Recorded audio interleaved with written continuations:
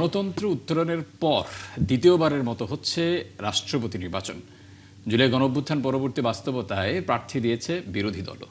আর সংবিধানের ৭০ অনুচ্ছেদের বাধ্যবাধকতায় সরকারি দলের প্রার্থী শেষ পর্যন্ত জিতবেন সেটা বলাই যায়। সেক্ষেত্রে বিএনপি মনোনীত সর্বজন গ্রাহ্য মির্জা ফখরুল ইসলাম আলমগীর যাচ্ছেন বঙ্গভবনে। তবে এই ভোটের লড়াই কিছুটা ভিন্ন মাত্রা দিয়েছে রাজনীতিতে।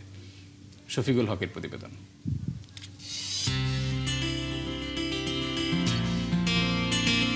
৯১ সালে সংসদীয় গণতন্ত্রে ফেরার পর শুরু হয়েছিল যে যাত্রা, ৩৫ বছর পর সেই একই সাংবিধানিক প্রক্রিয়ায় আবারও রাষ্ট্রপতি নির্বাচনের মুখোমুখি বাংলাদেশ। আব্দুর রহমান বিশ্বাস থেকে মির্জা ফখরুল ইসলাম আলমগীর, মাঝে পেরিয়ে গেছে ৩.৫ দশক। ৯১-এ নির্বাচনের মধ্য দিয়ে দেশে ফিরে আসে সংসদীয় গণতন্ত্র। সংসদীয় ব্যবস্থার অন্যতম গুরুত্বপূর্ণ ধাপ ছিল নতুন রাষ্ট্রপতি নির্বাচন। এরপর বদলে যায় নির্বাচনের চরিত্র।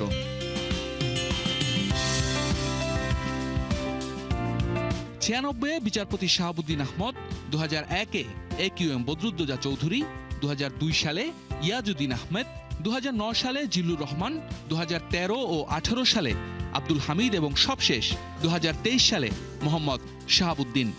ক্ষমতাসীন দলের মনোনীত প্রার্থী হিসেবেই বিনা প্রতিদ্বন্দ্বিতায় তারা রাষ্ট্রপতি নির্বাচিত হয়েছেন। গণঅভ্যুত্থান পরবর্তী রাজনৈতিক পরিবর্তনের ধারাবাহিকতায় স্বৈরাচার আওয়ামী লীগ মনোনীত রাষ্ট্রপতি পদত্যাগ করলে সংবিধান অনুযায়ী দায়িত্ব পালন করছেন স্পিকার হাফিজ উদ্দিন আহমদ। নতুন রাষ্ট্রপতি নির্বাচিত হলেই দায়িত্ব ছাড়বেন তিনি। সংবিধানের ৪৮ অনুচ্ছেদ অনুযায়ী রাষ্ট্রপতি নির্বাচিত হন সংসদ সদস্যদের ভোটে। ১৯৯১ সালের আইন অনুযায়ী পুরো নির্বাচন পরিচালনার দায়িত্বে নির্বাচন কমিশন। কমিশনই তফসিল ঘোষণা থেকে শুরু করে আনুষঙ্গিক সব দায়িত্ব পালন করছে। জুলাই গণঅভ্যুত্থানের পরবর্তী বাস্তবতায় দীর্ঘ সময় পর আবারও এসেছে রাষ্ট্রপতি নির্বাচন।